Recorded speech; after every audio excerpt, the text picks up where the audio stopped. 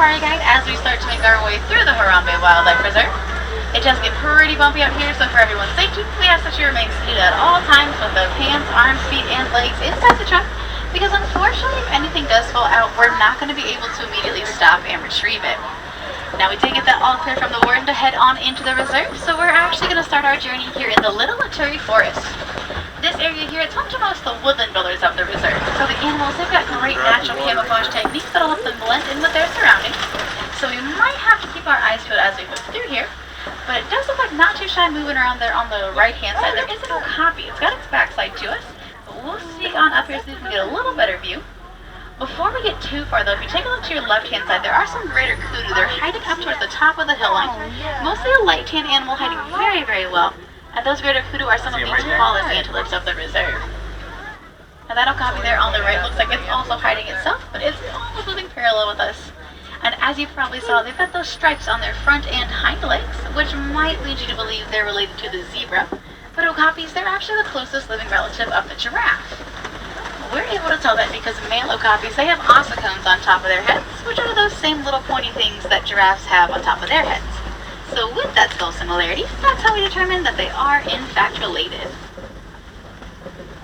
As we come around this corner, keep your eyes on the left-hand side. There is a black rhino just towards that back rock wall. So it blends in almost perfectly, but it is chewing, so you might see its jaw moving around there as well as those ears flicking. Now there is one more black rhino. It's a little further up ahead here, so we'll sneak on up. It's just a bit closer to us, so this one's laying down. And sadly, there are less than 5,000 black rhinos out there today, because they're often poached for their horns, thinking that they have a medicinal quality to them. But that's actually false. Those horns, they're made of keratin, which is the same stuff as your hair and fingernails. Now up on top of the hill over here on our right-hand side, and there's a few more that'll be just right here close to us. These are the bongos, these kind of brownish animals. The bongos, they have the nickname ghosts of the forest, because as you can kind of tell, that coloration, it helps them blend in beautifully with their surroundings. Both male and female bongos, they'll have those horns on top of their heads. They're all angled backwards. So that'll give them the ability to push through nearby brush both quickly and quietly, should they need to evade any nearby predators.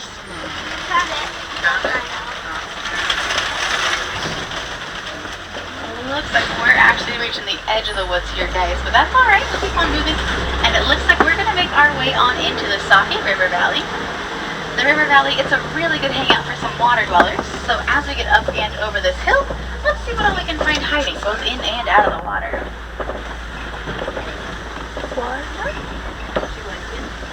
As we reach the bottom of this hill, keep your eyes on the right-hand side. There are some hippos in the water, just kind of where these logs are poking out. You can spy the hippos on the right. Hippos, they'll spend a majority of their time in the water, kind of like we see here. They can spend up to 7 minutes completely submerged, then they'll come up, get some air, just head right back into that water. And it looks like there are just a few more hippos still on that left-hand side, once again, just poking out of the water. Because hippos do spend so much time there, you think they make some pretty good swimmers. But actually, they prefer to walk or possibly even run along the bottom of whatever body of water that they might be in. With these hippos on this left-hand side, kind of scattered about, there are some larger gray birds, and these are the pink-backed pelicans. The pink-backed pelicans still get their name because during their mating season, there's this kind of light pink coloration that'll start to appear on their backs.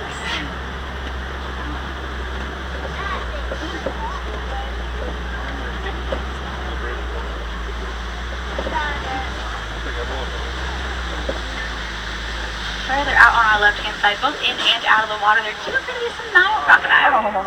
Nile crocodiles, they're going to be about as long as giraffes are tall, so they're going to average about 18 to 20 feet in their length.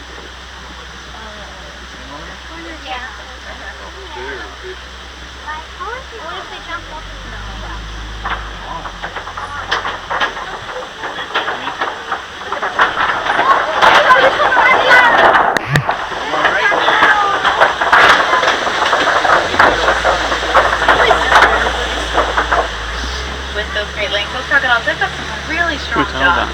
They're usually going to average about 200 pounds of pressure per square inch when they bite down. So that'll help give them the ability to take down almost anything that crosses their path. And this can include things as large as zebra and wildebeest, should those paths happen to meet. As we're starting to reach the top of this hill, it looks like pretty soon we're going to be entering into my favorite part of the reserve. We're going to be moving into the savannah. Now, looks like there's just a little bit of a traffic jam getting into the savannah, so we'll hang tight here for a few moments and we'll be back on the move and we'll see what's going on out there. Yeah, you can have a lot of different smells. Now, can you find the animals that live in hiding? There's always some.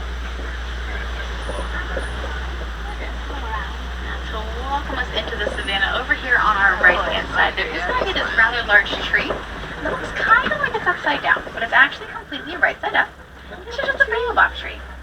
Baobabs will remain leafless for about 9 months out of the year, so that's what helps give them that upside down like appearance there. Those baobabs, they also have two common nicknames, one of them being the upside down tree, because like we kind of established, looks like it's upside down, but it also has the nickname the tree of life, and that's because during the dry season, it'll store enough water in its trunk for itself to survive, as well as enough water for nearby animals to go burrow holes in that trunk and drink the water that would come out as well.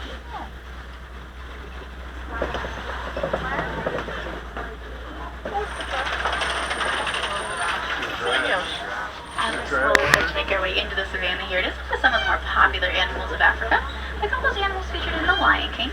So it's from animals like the lion, the giraffe, the zebra, the wildebeest. So we'll maneuver through these twists and turns, see what we can find. But it does look like as we come around this first turn, if you guys haven't seen them yet, there are some giraffes that'll be on our right-hand side.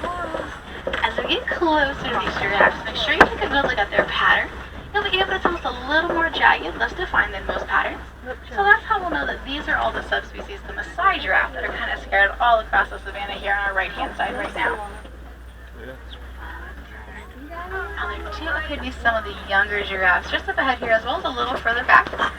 Giraffes are both, they're going to be about 6 foot tall at birth. That way they're easily able to nurse from their mother. And they also usually start walking within about the first hour of their birth as well.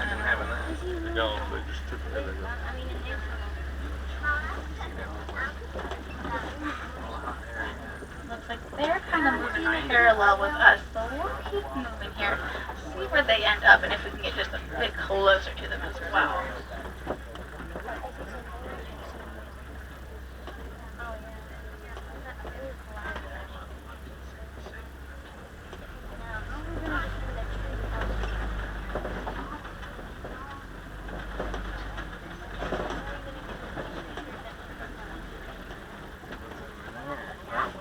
They've kind of reached a stopping point there on our right-hand side. And just over the hedge line here on the left-hand side, there do appear to be some African wild dogs. I'm going to come around these rocks, see if we can get just a little bit of view from there's a few tucks in the back rock wall as well on this left-hand side. Now, these wild dogs, they do look nice and peaceful as they're just laying there, but they're actually the most successful predators on the savannah. They're going to average a 90% success rate when catching their prey, whereas in comparison, lions, they'll only average around a 40% success rate. Now, before we meet up with this giraffe up ahead here on our left-hand side, a little further out, there are some thinner dark brown animals, and those are the sable antelope. The sable antelope, they're the official emblem of the Harambe Wildlife Reserve, so if you guys saw the silhouette of an animal while making your way in today, more than likely it was one of those sable antelopes. It looks like that one giraffe is just kind of reaching that tree there. These giraffes, they are kind of snacking, but we haven't really been close enough to catch a glimpse of their tongues. And giraffes' tongues, they're very long, they're also incredibly coarse. They feel almost like sandpaper. So that way they're able to pull the leaves off of the tree without actually pulling off the whole branch or tipping over the whole tree. Does look a little closer to this one here on the left that might give us a chance to catch a glimpse. That's what... no termites on this list. You're right. There are.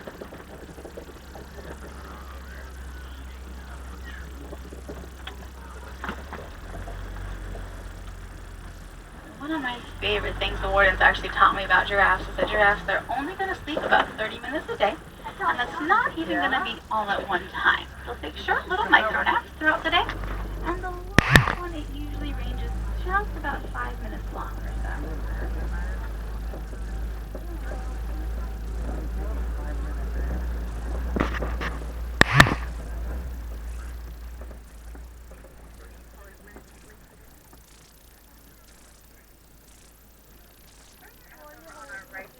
Give me 2 hands on there.